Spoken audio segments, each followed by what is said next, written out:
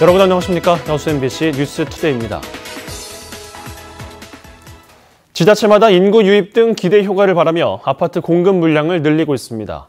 광양시를 이를 토대로 대규모 투자가 진행되고 있는데요. 미분양과 도심 공동화 등 부작용을 막기 위해 신중한 정책 추진이 필요하다는 지적도 나오고 있습니다. 김종수 기자입니다. 지속적으로 아파트 물량이 공급되고 있는 충북 청주시. 특히 최근 3년 사이 16,000여 세대가 공급되면서 주택 보급률이 전국 최고치를 달리고 있습니다. 게다가 내후년까지 17,000여 세대가 추가 공급될 예정이어서 공급 조절이 필요하다는 목소리도 나오고 있습니다. 이렇듯 지자체마다 인구 유입과 정주 여건 개선 등을 목표로 아파트 공급이 본물을 이루고 있습니다. 광양시 역시 이런 흐름에 맞춰 주택 정책을 마련하고 적극적인 대응에 나서고 있습니다. 눈높이에 맞는 주택들이 없다 보니까 그런 사람들이 밖으로 이제 여계로 나가는 거거든요. 그래서 이제 저희들은 그런 사람들이 광양시 살면 좋겠다. 그래서 아파트 공급은 좀 지속적으로 이루어져야 되지 않냐. 지난 3월 사업 승인이 난 광양 목성지구입니다. 이곳 역시 6,400여 세대 규모의 아파트가 들어설 예정인데요. 오는 7월 착공을 앞두고 있습니다. 지금까지 광양에 공급된 아파트는 4만 5천 세대. 앞으로 5년 동안 목성지구를 포함해 광양읍과 중마 지역에 13,000여 세대가 추가 공급될 예정입니다. 그러나 이런 공급 정책을 두고 신중론도 제기되고 있습니다. 현재 광양시의 주택 보급률은 108%, 전국과 전남의 평균치를 웃돌고 있는 가운데 앞으로 5년 뒤 120%를 넘어설 것이라는 전망도 나오고 있습니다. 게다가 인구 증가폭도 정체 수준이어서 미분양과 도심 공동화 등 변수에 대비해야 한다는 것. 개발 위주의 정책으로 진행된다면 도심 공동화 현상이 가속화될 전망입니다. 그에 따른 공공 갈등이나 또 공동체 의식 결여 등으로 인해서 발생되는 그 사회적 비용들이 발생하기 전에 아직까지 미분양이나 할인 분양 사태는 발생하지 않았지만 신규 주거단지로 인구가 몰릴 경우 원도심 쇠퇴와 집값 하락 등 부작용도 우려되고 있습니다. 특히 광양 읍성을 비롯해 원도심 도시재생 사업이 탄력을 못 받을 수도 있어 공급과 수요의 균형추를 맞춰야 한다는 지적도 새겨들어야 할 부분입니다. 목표 자체를 좀 현실화할 필요가 있다는 거죠. 공급을 하시더라도 그럼 우리 지역의 미래의 도시의 모습, 그다음에 공간 활용을 어떻게 할 것인지라는, 특히 이제 압축이라는 관점에서 고려하면서 시민들의 삶의 질과 도시 경쟁력 향상을 위해 추진되는 아파트 공급. 하지만 주택시장의 불안정 속에 공급 과잉으로 인해 자칫 광양시가 기대하는 청사진이 빛을 발하지 않을까 고민이 필요한 시점입니다. MBC 뉴스 김종수입니다. 여수 웅천지구의 초고층 숙박시설의 건립이 잇따라 추진되면서 주민들이 거세게 반발하고 있습니다. 여수시 웅천동 모 아파트 주민대책위는 이순신 마리나 인근 해변에 추진 중인 46층 규모의 생활 숙박시설에 대해 조망권과 일조권 침해가 불가피하다며 여수시와 시의회, 전남도 의회 등의 민원을 제기하고 나섰습니다. 어제 강정희 전남도 의원이 개최한 현장 간담회에도 주민 100여 명이 참석해 주차난은 물론 교육 환경에도 적절치 않다며 건축을 허용해서는 안 된다고 주장했습니다. 여수시는 모 종합건설이 지난해 6월 신청한 46층 건물의 사업 심의를 거리 제한 규정을 들여 반려했지만 건설사 측은 거리 측정 기준에 문제가 있다며 행정심판과 소송을 제기한 상태입니다. 대기오염물질 불법 사태에 대한 민관협의체 차원의 후속 대책이 조금씩 윤곽을 드러내고 있습니다. 이런 가운데 기업에 대한 검찰의 수사가 윗선까지 확대될지도 관심사입니다. 보도에 문영철 기자입니다. 지자체와 시민사회단체 등으로 구성된 민관협의체 2차 회의에서는 대기오염물질 불법 배출업체에 대한 합동조사 계획 등이 논의됐습니다. 협의체는 여수산단 내 위반 사업장에 대해 자체 조사반을 투입해 현장 확인을 진행하기로 했습니다. 주민들에 대한 건강 영향 평가와 관련해서는 과거 수차례 조사에서 뚜렷한 인과관계를 확인하지 못한 만큼 이번엔 조사 기법과 방식을 바꿔야 한다는 의견이 제시됐습니다. 시민사회단체가 참여를 해달라. 그다음에 치료 방안까지 여기 포함됐으면 어떠냐 이런 말씀을 해주셨습니다. 다만 피해 지역을 어디까지 포함시킬지를 두고 참석자들 간의 의견이 엇갈렸고 회의 자료가 미리 공유되지 않았다는 지적도 나왔습니다. 산단 입주업체 관계자들은 최근 진행된 검찰의 압수수색 등을 이유로 이번 회의에 참석하지 않았습니다. 결국 협의체가 요구한 기업 차원의 대책은 빨라야 3차 회의에서나 확인할 수 있게 됐습니다. 한편 검찰은 지난주 여수산단 기업들을 대상으로 압수수색을 벌인 데 이어 관계자들을 소환해 수사를 이어가고 있습니다. 검찰이 관련 증거를 확보하는 과정에서 일부 기업에 대해선 임원실까지 압수수색한 것으로 알려져 수사가 확대될 가능성도 배제할 수 없습니다. 검찰은 압수한 자료와 업체 관계자들의 진술을 바탕으로 배출농도 조작 과정에서 윗선이 직간접적으로 개입했는지 묵인 또는 방조가 있었는지 등도 파악할 예정입니다. MBC 뉴스 문형철입니다. 광양보건대의 채용 규정 위반 행위를 조사한 고용노동부가 단순 민원으로 사안을 처리한 것으로 알려졌습니다.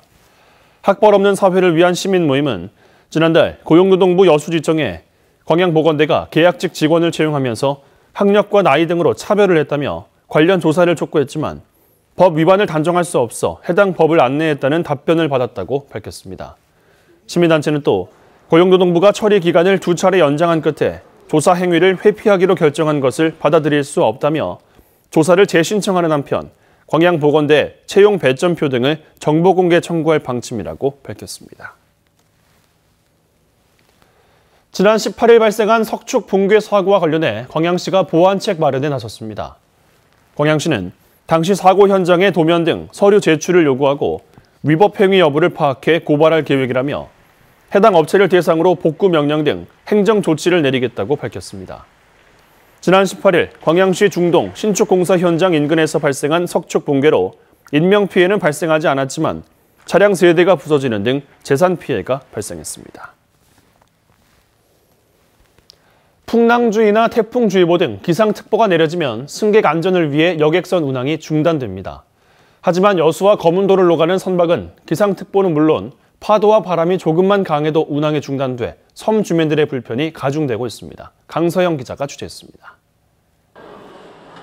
여수 여객선 터미널이 배를 타지 못한 승객들로 꽉 찼습니다.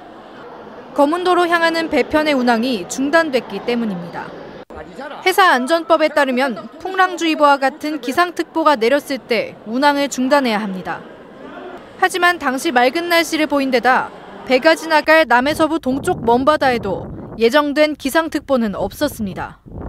거문항로로 귀가해야만 하는 섬 주민들은 날씨가 양호한데도 툭하면 운항이 중단되는 이유를 납득하기 어렵다는 입장입니다. 이런 좋은 날 배가 안 간다니 이런 부분에서 이걸 지금 이제 한두 번도 아닌 상태야. 발이 묶여 귀가를 할 수 없다 보니 비용도 만만치 않습니다. 하루에 안 가버리면 10만 원 안에 깨져버려요. 밥 먹어야지, 자야지. 여간이 우리 여수가 1만 원 주고 사는 데가 아니에요. 해운사 측은 배가 낡고 규모도 작아 선사의 운항관리 규정상 안전을 위해 어쩔 수 없이 운항을 중단했다고 밝혔습니다. 거문도 항로에 할당된 줄리아 아쿠아호와 조국호는 폐선을 불과 수년 앞둔 550톤 미만의 중형 쾌속선이기 때문에 기상특보는 물론 바람이나 파도가 조금만 강해도 운항하기가 어렵다는 겁니다. 여수지방해양수산청은 계획대로 해운사가 낡은 조국호를 새로운 선박으로 교체한다면 문제가 개선될 거라는 입장입니다. 세배가 오면 여러 가지 이제 선박의 안전성도 높아지고 해서 그때쯤은 파고 한 3m의 조랑정지 조건으로 가지 않나 이렇게 생각하고 있습니다. 하지만 해운사가 수익이 적은 거문도 노선에 투자하기를 부담스러워하는 데다 새로 도착할 선박도 조국호와 규모가 비슷한 중고 선박인 것으로 전해졌습니다. 거문도 항로의 운항 중단이 잦은 가운데 섬 주민들의 이동권을 안정적으로 보장할 대책 마련이 필요해 보입니다. MBC 뉴스 강서영입니다. 김영록 전남도지사가 보건복지부에 의대 설립 지원을 요청했습니다. 김영록 전남도지사는 최근 박능후 보건복지부 장관과 만난 자리에서 전국 16개 시도 가운데 유일하게 의과대학이 없고 3차 의료기관과 상급 종합병원도 없어 응급치료에 취약한 전남 지역에 의과대학 설립이 시급하다며 적극적인 지원을 요청했습니다. 현재 전남 지역은 종합병원급인 순천 성가롤로 병원과 목포 한국병원이 권역응급병원 역할을 하고 있지만 고도중증 응급 환자의 경우 상급 종합병원이 있는 광주시로 후송해야 하는 상황입니다. 여수 챌린지파크 관광단지 조성 사업이 관련 행정 절차를 모두 마치고 오는 7월 본격 시작됩니다. 전라남도는 최근 민간 투자자가 오는 2025년까지 여수시 화양면 나진리 51만 제곱미터 부지에 2,300억여 원 규모의 복합 레저시설을 조성하는 여수 챌린지파크 관광단지 지정 신청 및 조성 계획을 승인했습니다. 민간 투자자는 올해 1단계 사업으로 챌린지파크, 루지, 짚라인, 리프트 등을 운동 오락시설지구에 조성하고 호텔과 풀빌라, 컨벤션 센터 등은 단계별로 조성한다는 계획입니다. 전남도는 챌린지파크 관광단지가 조성되면 6,600여 개의 고용 창출 효과가 발생할 것으로 기대하고 있습니다. 지난해 11월 공론화를 거쳐 광주 도시철도 2호선을 짓기로 하면서 16년간의 논쟁에 종지부를 찍게 됐죠.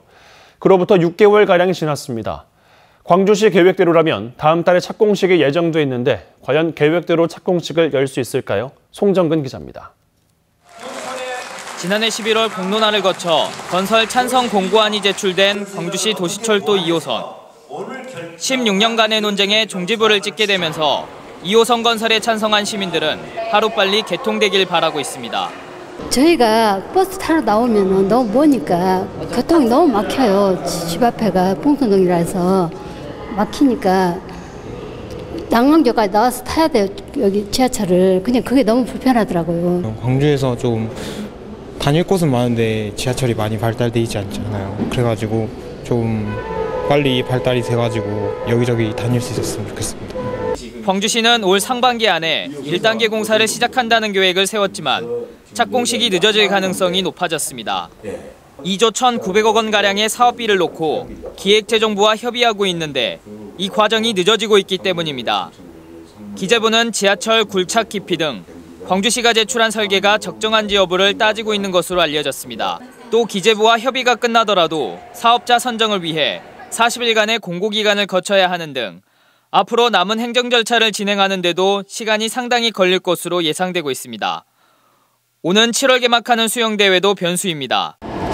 7월과 8월에는 수영대회가 열리기 때문에 착공을 하더라도 교통혼잡 최소화를 위해 사실상 제대로 된 공사를 진행하기 어려워 보입니다. 광주시는 조만간 기재부와의 협의가 마무리될 것으로 보인다며 사업자 선정 등을 빨리 진행해 6월에 착공식을 열 계획이라고 밝혔습니다. 저희들이 할 것은 다 해서 우리가 제출을 해드렸기 때문에 다만 이제 총사비만 떨어지면은 국토부에서도 뭐 사업계획 승인이라든지 이런 것은 순조롭게 이루어질 것으로 저희들은 기대를 하고 있습니다. 우여곡절 끝에 추진되는 도시철도 2호선이 광주시의 계획대로 2025년까지 모두 마무리 지을 수 있을지 관심이 모아지고 있습니다. MBC 뉴스 송정근입니다. 여수시가 여수 상징문의 가시설물 철거 작업을 위해 내일 오전 10시부터 오후 4시까지 해당 주행 구간의 교통을 통제합니다. 당국은 도로 옆에 대체 통행로를 개설할 예정이지만 당일 낮 시간대에는 가능한 옛 국도 17호선을 이용해 줄 것을 당부했습니다. 여수 상징문은 대포 졸음 쉼터와 휴게소를 연결하는 길이 26m, 폭 5m 규모의 한옥 규조 6교로 오는 5월 말이면 시민과 관광객들에게 모습을 드러낼 예정입니다. 고흥군이 금산 동정지구 지표수 보강 사업의 사업성 평가가 잘못된 것으로 판단하고 사업 변경을 추진합니다. 고흥군은 현재 추진 중인 금산면 동정지구 지표수 보강 개발 사업에 대한 사업 시행 타당성 기초 자료를 재분석한 결과 월포들 27헥타르의 편익 비용 B씨가 당초 분석 자료보다 0.624나 과다 산정된 것으로 확인됨에 따라 사업 규모를 축소해 추진하기로 했습니다. 고흥 금산 동정지구 지표수 보강 사업은 동정들과 월포들 42헥타르에 안정적인 농업용수를 공급할 목적으로 사업비 71억여 원을 들여 2016년 11월 착공해 진행되고 있습니다. 전남도가 해양 레저관광 3대 핵심 산업을 집중 육성해 개발합니다. 전남도는 전남 요트 마린 실크로드 조성 계획에 따라 오늘 2022년까지 여수 옹천에 300척 규모의 거점형 마리나를 조성하기로 했습니다.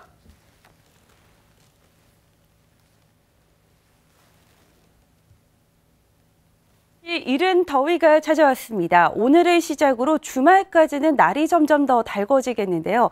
일단 오늘도 어제에 비해 훨씬 더 많은 지역에서 초여름 기준인 25도 이상을 웃돌겠습니다. 서울의 낮 기온도 그만큼 오르겠습니다. 따뜻한 서풍이 부는 데다가 강한 햇볕이 내리쬐기 때문인데요. 특히 내일과 모레는 대구 등 영남 내륙을 중심으로 폭염특보 기준인 33도 이상 치솟을 것으로 보여 더위 대비를 잘 해주셔야겠습니다. 그래도 오늘 공기질은 크게 답답하지 않겠습니다. 출근길 현재 서쪽을 중심으로 쌓여있는 먼지는요. 낮부터 차차 흩어지면서 전국의 하루 평균 미세먼지 농도는 보통 수준을 보이겠습니다. 지금 우리나라는 고기압의 영향권에서 맑은 하늘을 보이고 있는데요. 하지만 이로 인해 지속적으로 서풍 계열 바람이 불면서 동해안 지방은 대기가 차차 건조해지겠습니다. 해가 떠오르면서 기온이 조금씩 올라서요. 지금 제주도는 20.8도, 부산 16.8도, 서울은 13.4도를 보이고 있고요. 낮 기온은 서울이 25도, 대구와 포항이 29도까지 오르면서 오존 농도도 덩달아 높아지겠습니다. 금요일에는 서울의 낮 기온도 30도까지 치솟겠고요. 다음 주 월요일에 비가 온 뒤에야 더위가 차츰 누그러지겠습니다. 날씨였습니다.